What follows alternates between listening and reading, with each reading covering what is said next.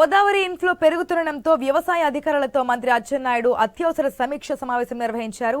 6 జిల్లాల్లో అధికారులు అప్రమత్తంగా ఉండాలని మంత్రి ఆదేశాలు జారీ చేశారు. ధవళేశ్వరం వద్ద మొదటి ప్రమాద హెచ్చరిక జారీ చేయడంతో తక్షణ ఆదేశాలు ఇచ్చారు. ప్రస్తుతం ప్రమాదం లేనప్పటికీ అధికారులు అప్రమత్తంగా ఉండాలని, క్షేత్రస్థాయిలో రైతులకు అందుబాటులో ఉండాలన్నారు అచ్చెన్నాయుడు.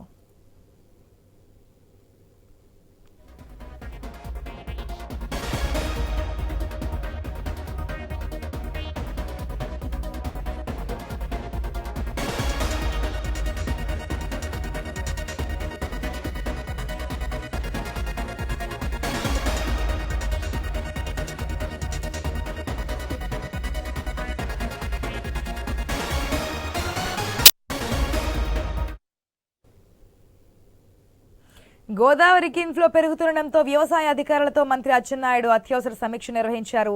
6 జిల్లాల్లో అధికారులు అప్రమత్తంగా ఉండాలని మంత్రి ఆదేశాలు జారీ చేశారు. ధవళేశ్వరం వద్ద మొదటి ప్రమాద హెచ్చరిక జారీ చేయడంతో తక్షణ ఆదేశాలు ఇచ్చారు ఆయన. ప్రస్తుతం ప్రమాదం లేనప్పటికీ కూడా అధికారులు అప్రమత్తంగా ఉండాలని, క్షేత్రస్థాయిలో రైతులకు కూడా అందుబాటులో ఉండాలని చెప్పారు. పూర్తి అప్డేట్స్ మా ప్రతినిధి గణేష్ ద్వారా తెలుసుకుందాం. రెడ్ గణేష్, అత్యవసర సమీక్ష నిర్వహించారు మంత్రి అచ్చెన్నాయుడు. దేనికంటే ధవళేశ్వరం బ్యారేజ్ వద్ద ఉన్నటువంటి సిచ్యువేషన్ బట్టి డీటెయిల్స్ ఏ విధంగా ఉన్నాయి? అధికారులు కానీ అక్కడ ఉన్నటువంటి స్థానికులు, ఎందుకంటే పైనుంచి ఫ్లోటింగ్ వస్తోంది, ఇప్పటి వరకు అయితే ముప్పు లేదు అంటున్నారు అల్పపీడనం కారణంగా. మరి ఏ విధంగా ఉండబోతుంది అనుకోవచ్చు? డీటెయిల్స్ ఏంటి?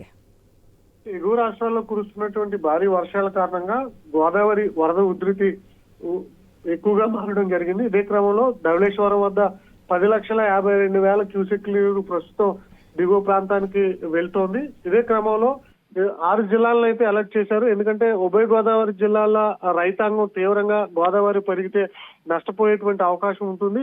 రెండో ప్రమాద హెచ్చరిక జారీ చేస్తే లంక గ్రామాలు కూడా పూర్తిగా నీట మునిగేటువంటి ప్రమాదం ఉంటుంది. అందువల్ల ప్రస్తుతం మొదటి ప్రమాద హెచ్చరిక కొనసాగుతోంది.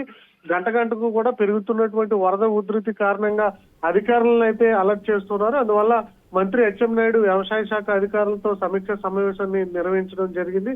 గత నెలలో కూడా రెండో ప్రమాద హెచ్చరిక జారీ చేశారు. అప్పుడు కూడా రైతాంగం తీవ్ర నష్టపోవడం జరిగింది.